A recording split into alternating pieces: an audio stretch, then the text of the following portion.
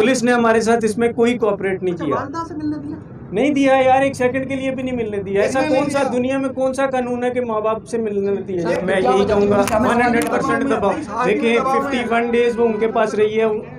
आप इमेजिन कर सकते हैं कि अगर जैसे मैं कह रहा हूँ अगवा हुई है तो उसकी पता नहीं कैसी कैसी उन्होंने वीडियो तस्वीरें बनाई होंगी, वो प्रेशर में है। मैं यही हम उन्हें कह रहे थे कि हमें मिलने दे। अब आप देखें वो बच्ची ने स्ट्रेट अवे कह दिया हमने मिलना नहीं। आप एक चीज समझने की कोशिश करें, सेकेंडली मेडिकल होगा, इंशाल्लाह उसकी एज सामने आ जाएगी। देखिए ये मेरा हक है, बीइंग ए पेरेंट्स, ये इसको कोई भी नहीं छीन सकता। मेरा राइट है, माँ का राइट है कि बच्ची से मिले। सेकेंडली एक चीज़ आप देखें, अगर ये शादी वाला सीन था तो पुलिस 25 बंदे क्यों गिरफ्तार करके लाई है? मुझे इस सवाल का जवाब चाहिए। पुलिस एक सिंपल लड़का लड़की को ले आते, उन्होंने 25 गिरफ्तारियाँ किस चीज़ की? कौन सा गैंग है जिसे पुलिस अब प्रोटेक्ट कर रही है?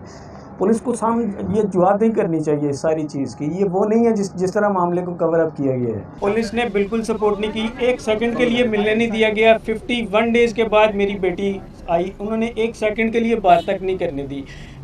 उसके बाद अभी मेडिकल का बोला है। मेडिकल मैं ऑथेंटिकली कह रहा हूँ कि बच्ची अंडर 14 थी उस वक्त, और मेडिकल में इंशाल्लाह वो 14 साल प्रूव होगी।